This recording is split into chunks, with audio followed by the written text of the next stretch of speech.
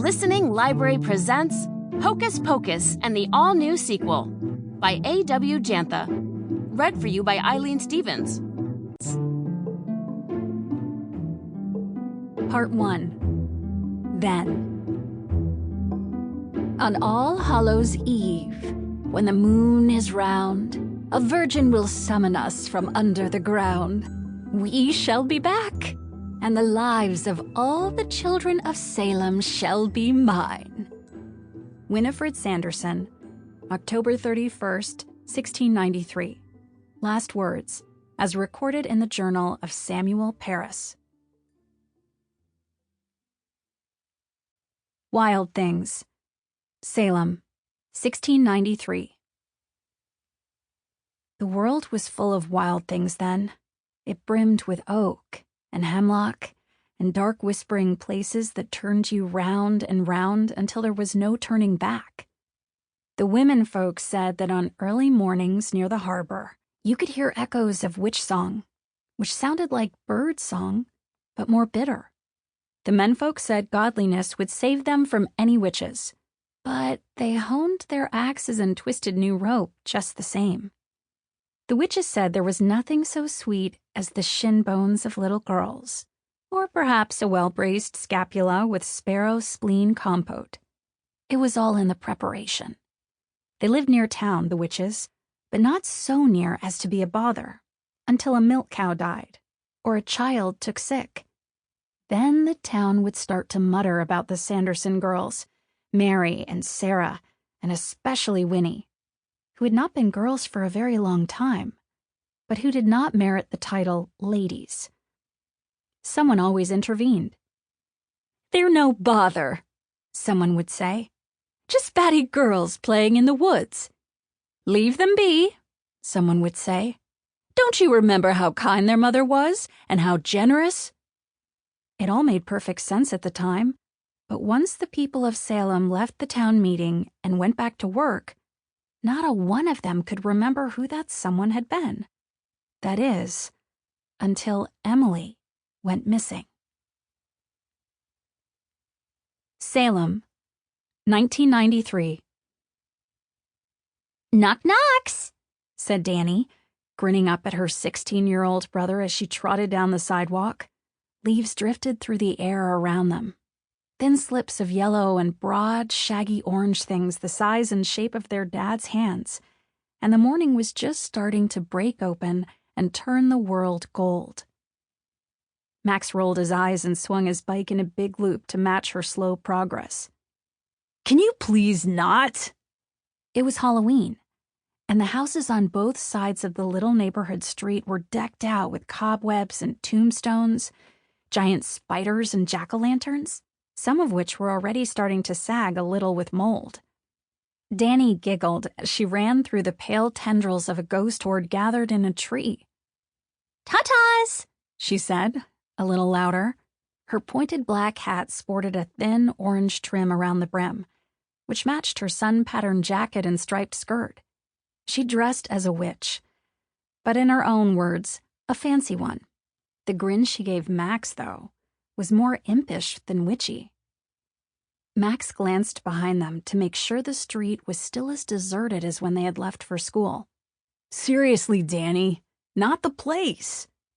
He should have known better than to talk about Allison Watts to Jack, because Jack still lived in Santa Monica, and Max's house had a shared phone line and a nosy 8-year-old.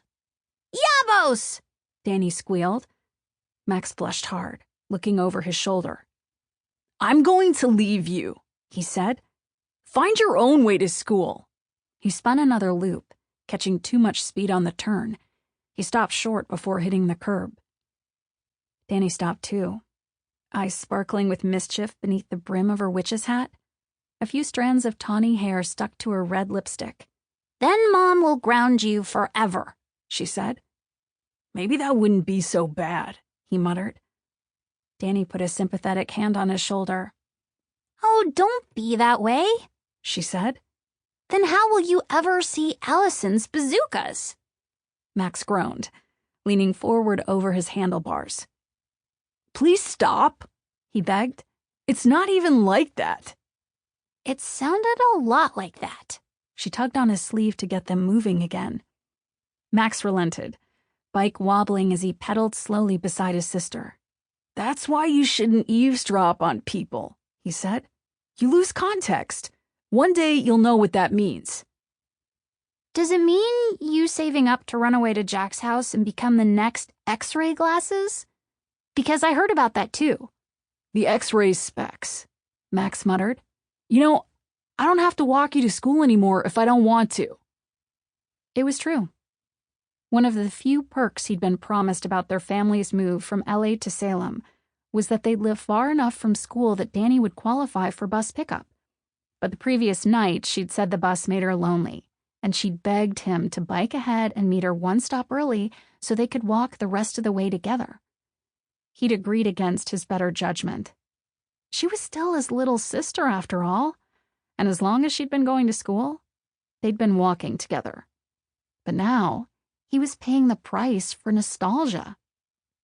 "But you do want to," said Danny, dancing through the graveyard on someone's front lawn. "Or you would have said no." She stepped on a button, and a plastic corpse with matted black hair sat up with a shout, making her shriek and race back to the sidewalk. As they rounded the corner, Max saw, at the top of the hill, the skinny blonde and the no-necked bonehead known as Jay and Ernie. In the 2 weeks since his family had moved to Salem, Max had avoided any run-ins with the town bullies. But he could already tell they were the kind of boys whose kindergarten teachers, searching for something nice to say during parent-teacher conferences, would have settled on persistent. Jay and Ernie's lackeys seemed to appear out of nowhere as they swaggered down the middle of the road, the embellishments on their faux leather jackets glinting dully in the morning light. "You know," said Max, wheeling around, "I think Mom told me they're handing out candy at the side entrance." He felt bad about lying to Danny, but she'd get more than enough arrowheads and pixie sticks later. "Hey!" she protested as they approached the annex door. "There's no candy!" But her brother was already gone, speeding off toward Jacob Bailey High. Salem, 1693. It was not unlike Emily Binks to stray so close to the wood. Her mother had often scolded her for doing precisely that, though she tried not to scold too hard. For 9-year-old Emily was a serious child, and pious, paging through her prayer book without minding where her footsteps took her. Emily was old enough to know the rumors about the Sanderson sisters, but she also knew that whenever she ran across any of them in town, they were kind to her. It was rare to see Miss Winnie or Miss Mary or Miss Sarah smile, what with their crooked backs and twisted, dusty faces. But when they noticed her, they beamed and clapped. Well, Mary and Sarah, anyway, and praised her pink cheeks and pretty hands. Her mother never praised those things, for fear of encouraging vanity and sin. Even skeptical Miss Winnie would pat Emily's shoulder awkwardly and tease that she should return to her mother lest Winnie eat the little girl right up. All this to say that Emily was not afraid of the wood as others were, and was especially less afraid than her brother Thackeray, who, like his best friend Elijah, was 7 years older than Emily, and of an age when boys found anything at all to do with girls or women highly suspect. So, when the wood began to creep into her dreams, it didn't startle Emily. In the dreams, the field between Salem and the trees smelled of warm hay and fresh flowers, and its waves of trailing sweet grass tickled her arms and legs as she walked. In the dreams, the edge of the field ran right up to the edge of the wood, and then stopped, as if perplexed about where to go next. In the dreams, the wood was cool and welcoming, and the air tasted faintly of damp soil and crumbling bark, a taste that seemed as sweet as almond cake to young Emily, for it promised an adventure to rival her well-worn copy of Pilgrim's Progress. Thackeray had begun to dream of that place too, that knife's edge between the world he knew and the world of witches. But his dreams were thick with moss-colored smoke and the press of hands upon his skin. Sample complete. Ready to continue?